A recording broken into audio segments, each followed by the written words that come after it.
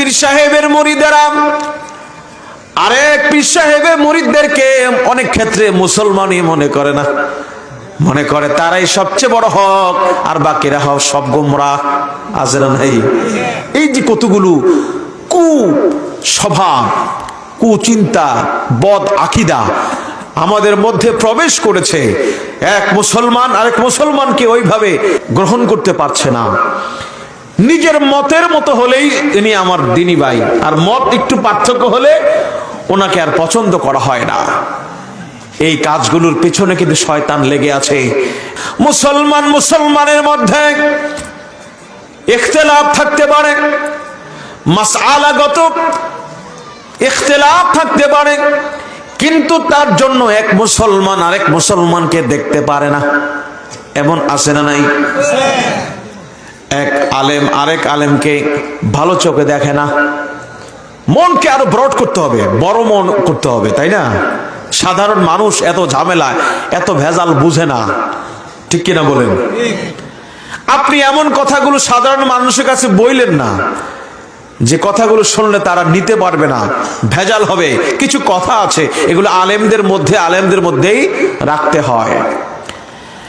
এক পীর সাহেবের মুরিদেরা আরেক পীর সাহেবের মুরিদদেরকে অনেক ক্ষেত্রে মুসলমানই মনে করে না, মনে করে তারাই সবচেয়ে বড় হক আর বাকিরা হক সব গোমরাহ। আছে না নাই?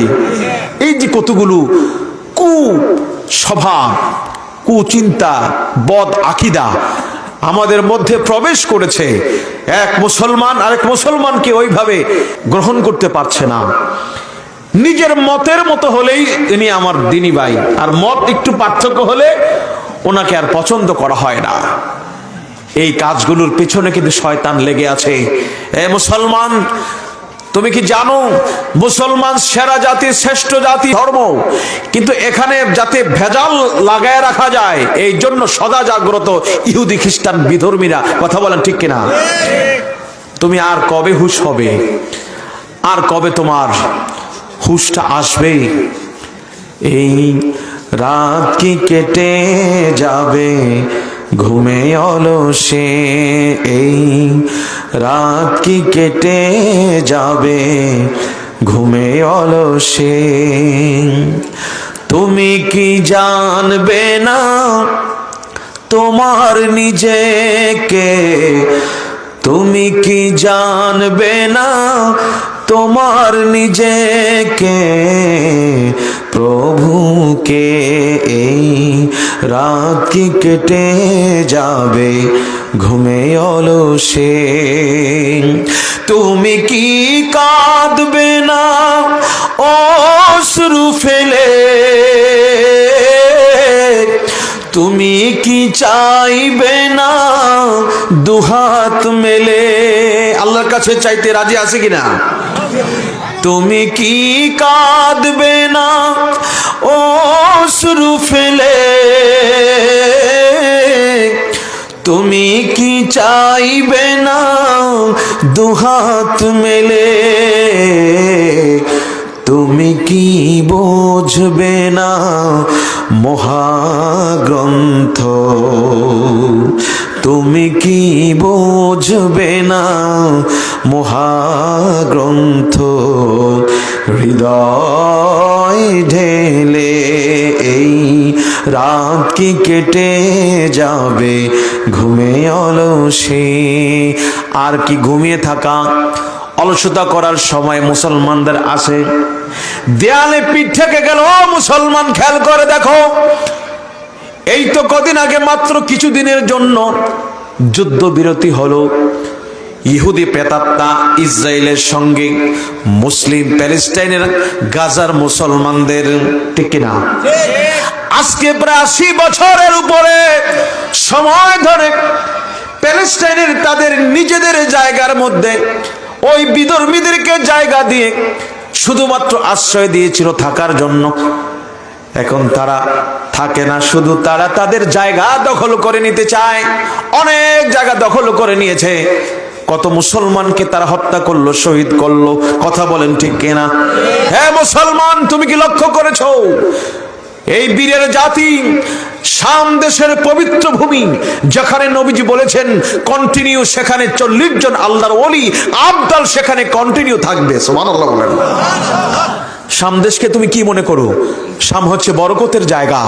নবীজি মেরাজ গিয়েছেন, স্পষ্ট ঘোষণা করে দিলেন, নবী গো, আল্লাযী বারাকনা হাওলাহু, আমি আপনার এই যে যাতায়াতের পথ মক্কা থেকে মসজিদুল হারাম এই টোটাল জায়গার মধ্যে আমি আল্লাহ তথা মক্কা থেকে শাম দেশের টোটাল জায়গায় আমি আপনার জন্য বরকত দান করে দিয়েছি। সুবহানাল্লাহ। বরকতের জায়গা শাম দেশ।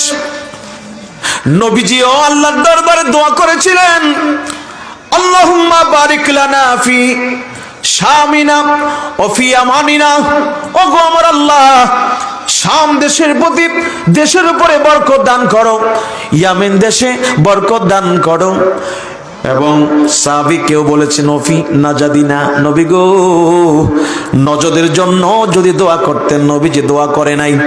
আবার নবী বললেন, আল্লাহুম্মা বারিক লানা ফি শামিনা ওয়া ফি ইয়ামানিনা, ও আল্লাহ শাম দেশের উপরে বরকত দান করো, ইয়ামেন দেশের উপরে বরকত দান করো। আবার প্রশ্ন করা হলো, নবী গো আপনি বলুন আমাদের নজদের জন্য কি দোয়া করবেন না বরকতের? নবীজি বলে না, নজদের জন্য বরকতের দোয়া হবে না। আমার কাছে গায়েবের খবরগুলো এসেছে, আমার আল্লাহ আমাকে জানিয়েছেন নজদের মধ্যে হুনালিকা জারাজিল ওয়াল ফিতান, এখানে ফিতনা ফাসাদ এবং ইয়াতলু কারণ শয়তান, এখানে শয়তানের শিং বের হবে। নজদের জন্য বরকতের দোয়া আমার নবী করেন নাই। ইয়ামেন দেশের জন্য এবং শাম দেশের জন্য বরকত মানে দোয়া করেছেন আমার নবী। ও মুসলমান, শাম দেশ মানে হলো সিরিয়া, শাম দেশ মানে হলো প্যালেস্টাইন, শাম দেশ মানে হলো লেবানন, শাম দেশ মানে হলো জর্দান। এই 4টি রাষ্ট্র মিলে হলো শাম দেশ। সুবহানাল্লাহ। ভারতবর্ষ যদি বলি, অতীতের যারা মুরব্বী আছেন, পাকিস্তানের পিরিয়ডের আরো আগে ব্রিটিশ পিরিয়ডে আমরা সবাই ভারতের মানুষ না? 47-এর আগে কি ছিল? এটা ভারতবর্ষ। মানে পাকিস্তান বলেন, বাংলা বলেন, এই ভারত বলেন, সব মিলাই ভারতবর্ষ। এখন এটা পরিবর্তন হয়ে ভাগ হয়েছে। ঠিক সেইভাবে নবীজির আমলের শাম মানে হলো এই যে সিরিয়া, এই যে প্যালেস্টাইন, এই যে জর্দান, তারপরে এই যে লেবানন, এই 4টি রাষ্ট্র মিলে হলো শাম দেশ। নবীজি বললেন, শোনো, আমার হিজরত মদিনায় হয়েছে, এই মদিনায় হিজরতের পরে আরেকটি হিজরত কিয়ামতের আগে অপেক্ষা করছে, যে হিজরতটি হবে শাম দেশে।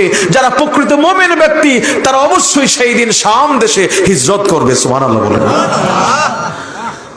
এই জন্য ওই জায়গার মুসলমানগুলো ইমানের শক্তিতে বলিয়ান, চোখের সামনে বাড়িঘর গুলো ধ্বংস হয়ে যায় ইহুদিদের আক্রমণে, ঠিক কিনা? ভাই নাই, মাও নাই, সবকিছু হঠাৎ করে। আর নামাজে গিয়েছে, নামাজ আদায় করে চলে এসেছে, এসে দেখে বাড়িও নাই, ঘরের সন্তান ভাই কিছু নাই।